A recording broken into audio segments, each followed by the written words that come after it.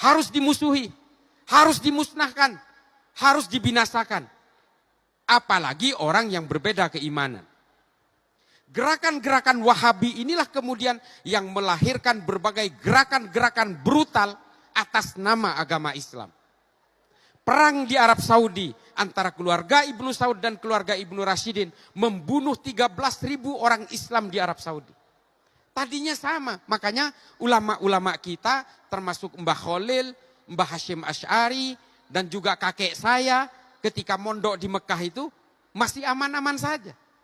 Ketika munculnya Muhammad bin Abdul Wahab dari Najat pada tahun 1937, di sini keluar masalah. Muncullah ajaran-ajaran Wahabi yang memelintir ajaran-ajaran Majmu' al-Fatawanya Ibnu Taimiyah. Sehingga apa? Mereka mengharamkan maulidan, mereka mengharamkan ziarah kubur, mereka mengharamkan tahlilan, mereka mengharamkan haul, mengharamkan musik, dan berbagai ajaran-ajaran yang kita dengar hari ini dari kelompok-kelompok Salafi Wahabi. Mengapa mereka mengharamkan maulidan? Saya mau tanya, ada yang tahu? Alasannya kan cuma padahal tujuan aslinya adalah supaya orang Saudi ketika itu tidak punya idola lain selain keluarga Ibnu Saud. Mereka berusaha memutus mitos politik, mitos budaya, dan juga mitos-mitos ajaran dari orang-orang sebelumnya. Jadi kalau hari ini mereka mengatakan ajaran mereka berdasarkan berbagai ajaran salafus soleh, ini sebenarnya salafus solehnya mereka. Dan mereka mengapa mengharamkan ziarah kubur? Karena mereka maunya orang Saudi betul-betul putus dengan berbagai kelompok-kelompok masa lalunya. Mengapa mereka mengharamkan tawassul kepada para wali dan para ulama?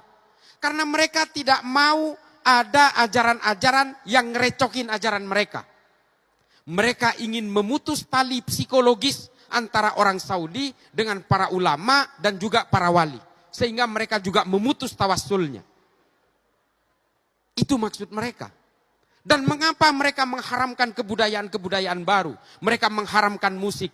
Karena lewat musiklah orang Saudi berkerumun, berkumpul, sehingga mereka takut perkumpulan-perkumpulan budaya dan musik ini dijadikan sebagai epicentrum perlawanan terhadap politiknya keluarga Ibnu Saud.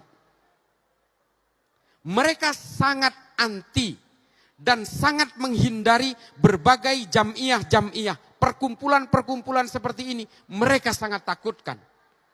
Karena apa? Karena takut menjadi epicentrum perlawanan terhadap gerakan-gerakan politik keluarga Ibnu Saud ketika keluarga Ibnu Saud ingin menguasai Saudi dan memutus tali politiknya dengan Kekaisaran Utsmani. Jadi adik-adikku, Bapak Ibu sekalian, para asatid, apa yang dilakukan oleh keluarga Ibnu Saud berkolaborasi dengan Muhammad bin Abdul Wahab ini, fikih-fikih yang dikeluarkan itu sebenarnya dipesan untuk kekuatan politik keluarga Ibnu Saud. Sama dengan Soeharto ketika Soeharto berkuasa di sini. Sama. Ketika ada perlawanan dari masyarakat, Soeharto membuat undang-undang. Membuat undang-undang subversif, Otsus, Kopkamtib dan sebagainya. Sama. Karena ingin menghantam kekuatan-kekuatan politik yang menjadi ancaman bagi kekuatan Pak Harto ketika itu. Kan semuanya sama sebenarnya. Cuma Pak Harto bedanya adalah membuat aturan-aturan atas nama negara, tapi Muhammad bin Abdul Wahab demi kekuatan politiknya Ibnu Saud membuat aturan-aturan atas nama agama. Ini bedanya. Ini dalam rangka untuk mengglorifikasi kekuatan politiknya keluarga Ibnu Saud.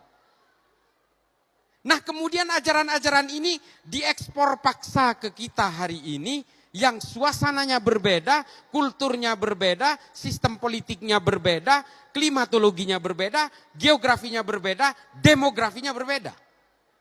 Lalu kemudian terjadilah benturan-benturan di tengah masyarakat hari ini. Orang yang berbeda dengan mereka dihakimi, dikafirkan, dan dianggap sebagai orang jahiliyah yang suatu saat kelak kalau mereka menolak untuk sama dengan mereka, maka mereka adalah orang-orang yang halal darahnya untuk ditumpahkan.